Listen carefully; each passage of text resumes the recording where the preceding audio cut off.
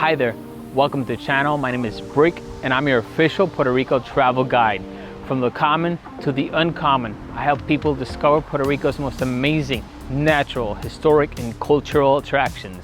And today, I'll give you a complete guide of the tourism capital of Puerto Rico, Cabo Rojo.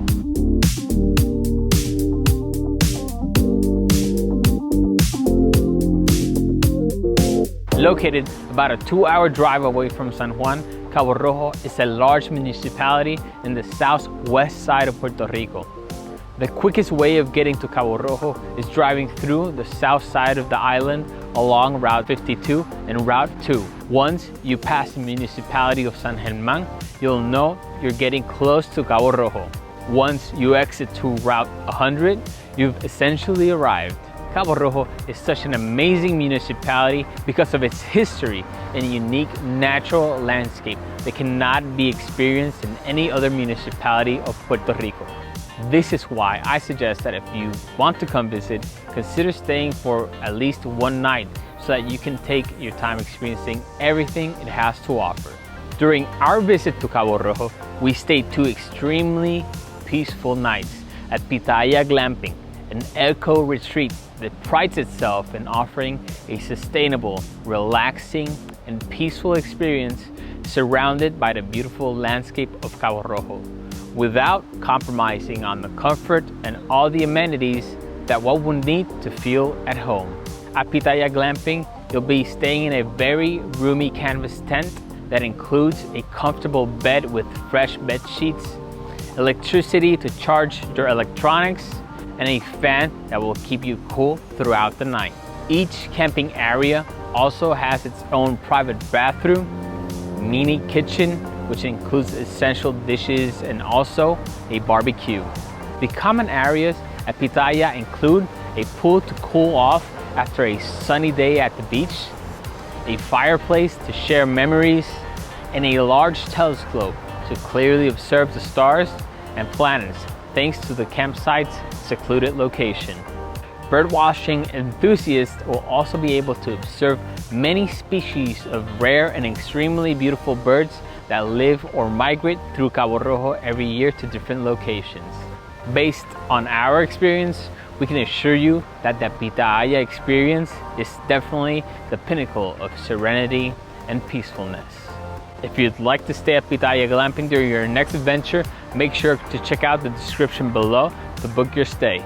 So, we begin our first day of adventure visiting Las Salinas de Cabo Rojo, a large area with many beautiful pink-colored salt flats.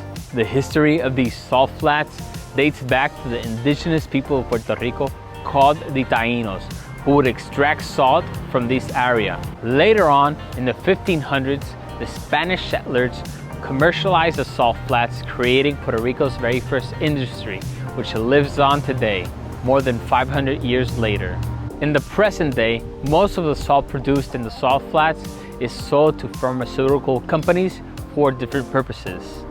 Visitors to the area can park their car right next to the road, go past the gate, and walk in between the salt flats to admire their bright pink color that is produced thanks to a concentration of bacteria.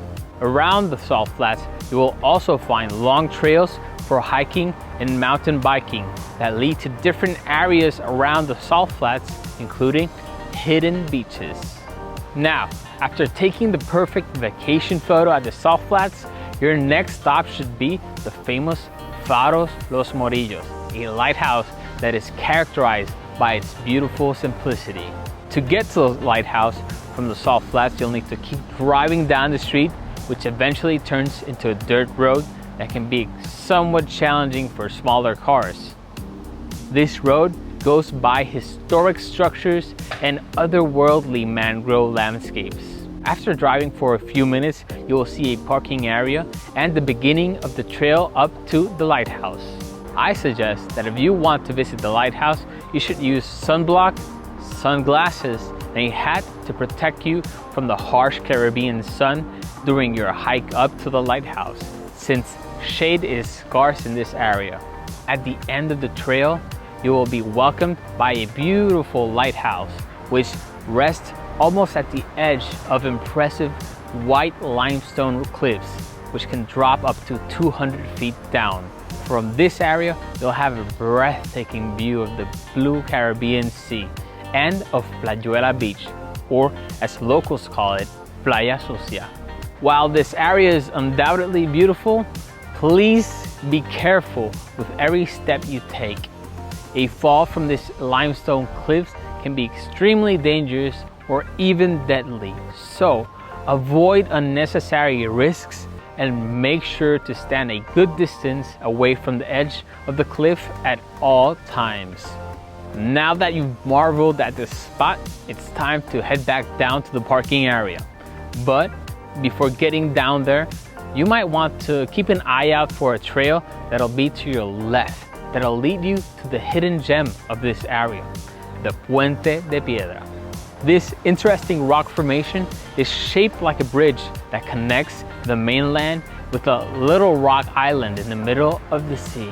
If you're adventurous, you could carefully climb down the rocks to view the bridge from the little beach that surrounds it and explore a hidden cave carved into the limestone cliff.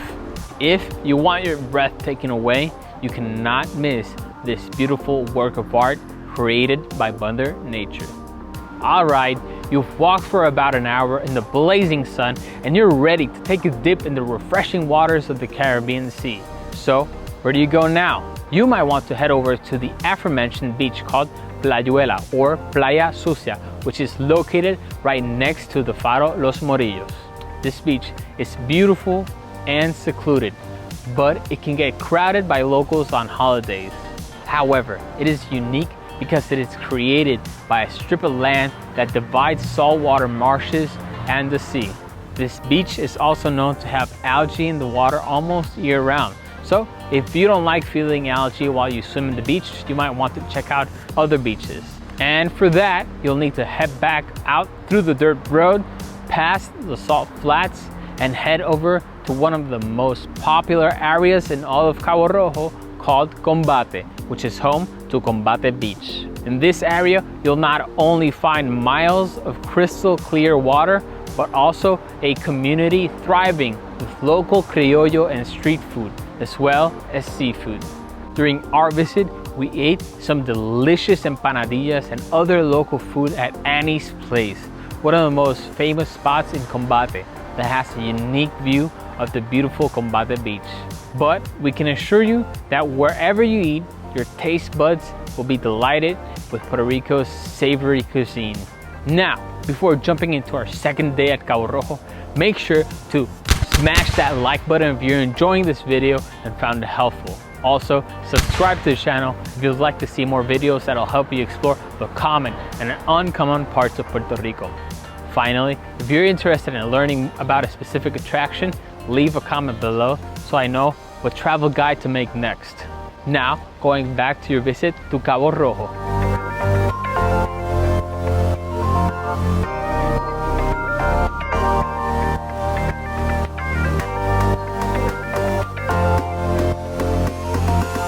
Before heading out to our second day of adventure in Cabo Rojo, we decided to replenish our energies with a delicious breakfast at one of my favorite breakfast spots in Cabo Rojo called Green Bowls. Green Bowls is conveniently located right next to Cabo Rojo's main street, and its menu ranges from sweet and salty breakfast options to a wide range of delicious pizzas. Personally, I love pairing their French toast covered in crushed almonds, honey, and fruits with their amazing coffee. After this mouth-watering breakfast, it's time to head over to one of the most iconic beaches, not only in Cabo Rojo, but all Puerto Rico, called Buyé Beach. Buyé is unique because of its clear and calm water that lines a beautiful white sand beach. Similar to other beaches in this video, Buyé can get pretty crowded during the weekend. So I suggest that if you want to experience Buyé in all of its beautiful and serene glory, visit it during the weekday, very early in the morning. I assure you that you'll have the beach all to yourself to take a deep breath, relax, and meditate. If you want to get away from the crowds during the weekend, I suggest walking for a couple minutes down the beach towards the right side, where you won't see as many people crowded in one area. But regardless of the day that you visit, if you're in Cabo Rojo, Buyé is a total must on your list of places to experience. Next up, we get ready to visit one of the most lively areas in all of Cabo Rojo, El Poblado de Boquerón. Boquerón is not only popular because of its beautiful beach that seems to stretch out as far as the eyes can see, but also because of its nightlife, unique gastronomical offerings, and for its distinct carts that line the streets with beautiful food options and souvenirs. If you want to get to the beach from the main street, just walk all the way down the street, passing the carts to your right, till eventually you'll find a retracting bridge that allows visitors to go between the beach and the community. If you want to have the complete Boquerón experience, you need to head over to one of the carts that sells freshly caught oysters by local fishermen and pair it with a splash of hot sauce of your choice. Or you could walk over to the small pier decorated with the Puerto Rican flag and take the perfect Instagram-worthy photo. Without a doubt, Boquerón is the perfect place to grab a drink with your friends, have a fun night out dancing, and create some lifelong memories. And just like that, it's almost time to leave Cabo Rojo. But before saying goodbye, I highly suggest you pass by Cabo Rojo's Center Plaza. Like I mentioned in my video where I visit the amazing municipality of Ajuntas, every municipality in Puerto Rico has a center plaza which acts as the heart of that municipality. But unfortunately, in many cases, the city centers are not welcoming or well kept. However, this is not the case for Cabo Rojo Center Plaza, which is lively at night, well illuminated, and oftentimes hosts cultural events.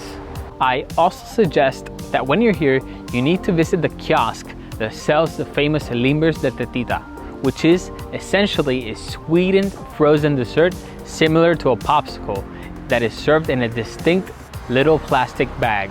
And that concludes 2 very exciting days at one of Puerto Rico's most beautiful, historic, and naturally diverse municipalities.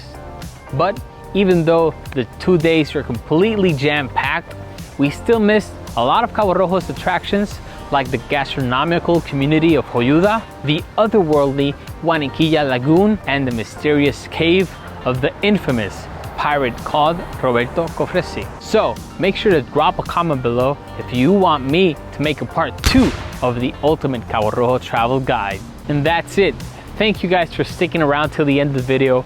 I hope you found it helpful. Make sure to smash that like button, subscribe to the channel, and share this video with anyone you think might find it helpful. And lastly, if you want to find other ways to help out the channel, consider supporting on Patreon so that we can keep growing and help more people explore the common and uncommon parts of Puerto Rico.